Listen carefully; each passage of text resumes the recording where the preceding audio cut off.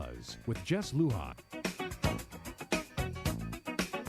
Good evening, Guam. I'm Jess Lujan. Welcome to this edition of the show, The Buzz, that is. Good friend tonight, actually a GovGuam retiree, but former director of the Department of Revenue and Taxation and retired as the business license supervisor, Mr. George Cruz. Hi, good evening. George, Malika, are you good?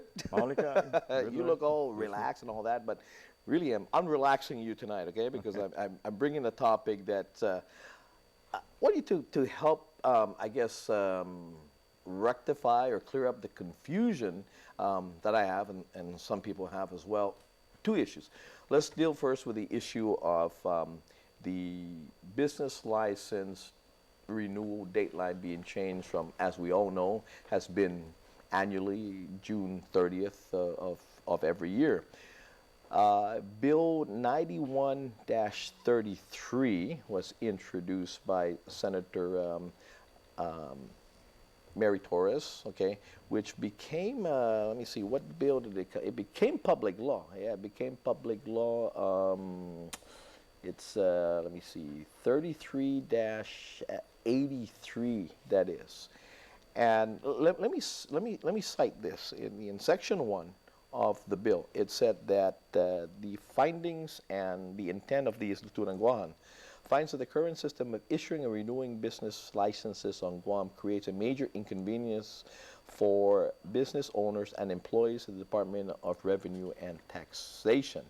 When I go to review the testimony provided by the Director John Camacho from Revenue and Tax, they were opposed to this bill. And so can you help clarify some of the confusion in that?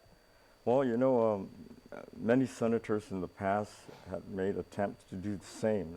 Okay. Senator Casper, Senator Tina Muñoz-Barnes, and after explaining to them that the regulatory division finds that June is, you know, has been appropriately the best time for business owners to at least know. Business owners have so many deadlines to meet. You know, you have your gross receipts, the withholding tax, you know, and other issues, property taxes, and all those other things that they need to. And most of the time, they can't even remember June. So this is similar to basically the April 15th when nationwide, that's the day to file your taxes. Because by June, everything prior years from January to December, all the revenues of total sales, because if you have a retail and wholesale license, your fee is conditioned on how much you made. If you made $100 to $250,000, it's 100. If 250,001 to a million, it's 2, and so on and so forth. You know, so by June, you have the revenues collected, then your income tax, whether you filed in March or your corporation, and then the sole proprietor 1040 Schedule C, Schedule E for your rentals, and property taxes now are being incorporated into the renewal process. So it's a check and balance. You know, again, it's I like to just what you just read said. Employees. I like to find just one employee of the regulatory division that is in favor of this bill. But like you say, it was. They said she and said introduce it creates a major inconvenience. Now, I mean, inconvenience. I mean, is it supposed to be the convenience of, I guess, the business folks, we the people, basically? That's right. So isn't that the case? Wouldn't that be the case? Well, we had tobacco licenses expire March 31st, and most of them were fined because they didn't renew timely. And then they came to our branch and said, why don't you people get your act together and just make it all June? And now here I find out that the business owners are against this. I mean, against the June renewal. We made it so that renewal of licenses starts May 1st now. So you have 60 days to remember when you were trying to renew yours? I told you, Jess, you didn't file your gross receipts, and this is lingering. You got to do this before I issue your driver's license. I mean, your business license to you. That's correct. Absolutely. And what inconvenience is that to me? It's more an inconvenience to you. Sure. Sure. You know, so it's not an inconvenience for us. Yeah, there, you know, and the lines aren't that long now because we got it down to a T where all the renewal cards are pre-printed in now April, so that you can come up in Georgia, you know, like some big companies, Jones and Guerrero, Calvo's, they, you know, all the vending machines, they come and pick up the cards, and save on postage, because postage alone Sure. can cost Sure. $15,000 to mail those renewal cards out. And a lot of businesses as well may have other businesses that grow out of their company, right? That's and they correct. don't necessarily say, oh, let's wait until our anniversary to open up our other business. And so that will mean then that they'll have a different expiration. Their license will expire a different date. Whereas now, I mean, all of them will be renewed at one time, and most of them, their owners, I mean, mostly, most especially if they're big companies, they have people hired to do just that, to correct. go and line up and do that, right? And then the senators already made it easy by helping us to do it.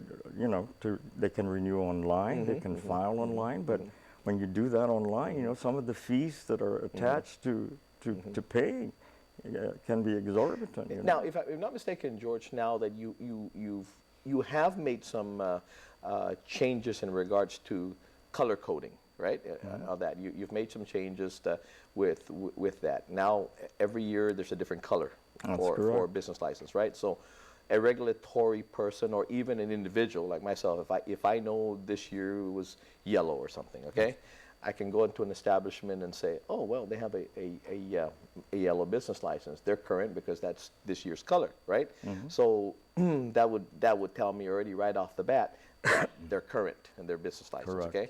But now, that being said, you're color coding now, not necessarily that it would be fall in the color. Now you have to go up there and, you know, because I can still be last year maybe at green, right? That's correct. And it's supposed to be yellow because you're in a new year, but I'm still green. I can't call you and say, well, George, or now that you retired, whoever takes your place, you know, their business license is not current because it's still green, and we changed to yellow now. And you'll come back and say, well, now, you know, it expires. You have to look at the date now. So I mean, you're short of staff already, and as people, I mean, you know, your fonts and you're typing in on what the day is, what date that you're gonna have to go up there and really look at it now. That's so correct. it's harder to detect now, if I'm not mistaken. Yeah. Because the template is already set in, like the testimony of the director, the logistical thing on the software and everything else. We have to undo all that, you know, and. Do you know if they did a fiscal note to see what this change will bring about again to the agency? What added you know, monies are needed to implement this new thing, supposedly to make things more convenient? Nothing. Yeah. So again, that bill had died already. I don't know. Before I retired, Labor Day picnic, you know, some of the senators would say, "Hey, the bill didn't pass." And I went back and talked to some of these, and they said, well, when I came back, I heard that it resurrected itself and passed. And it shocks me that it did, because those people are the ones that had prior attempts to do the same thing. And I don't, you know, I went down to the chamber to talk to Dr. Letty, and he too has moved on. And so I wanted to see all the testimonies from, because I don't think there's one. Yeah. Well, employee that, you know, you know, to be fair, the Guam Chamber of Commerce submitted a letter of support for the bill, basically. There's a letter of support. Shocks me. Yeah. And they said that they were in agreement with this. Now, I mean, I want, you know, they supposed to represent, of course, the business sector, right? Now, I didn't see any other testimony from the business sector. I didn't in regards find to that. one. Yeah. It's only the chamber's testimony and the director's testimony. Yeah. Well, I mean, again, it's and one is for, the other one's again. Excuse me. You know, the bill became law. The bill became law, and again, we'll see what happens now as you move on, because I think we have until next year, I think, to implement it, right? Or something like a year to No, I get think it right? they want Oh, immediately? They want 40 within 45 45 days. 45 I days? think they want to Okay, so to start. So the countdown is on. Yeah, the countdown is on, and that's why they called me the minute I came back with her. You know, I said I Yeah. thought the bill is no longer. I thought it was thrown in third reading the last time. You know, but To meet his fate, apparently- right? But yeah. apparently not. Anyway, I got to pay some bills, George. When we come back, I want to talk to you about another issue here that I think resulted in unintended consequence.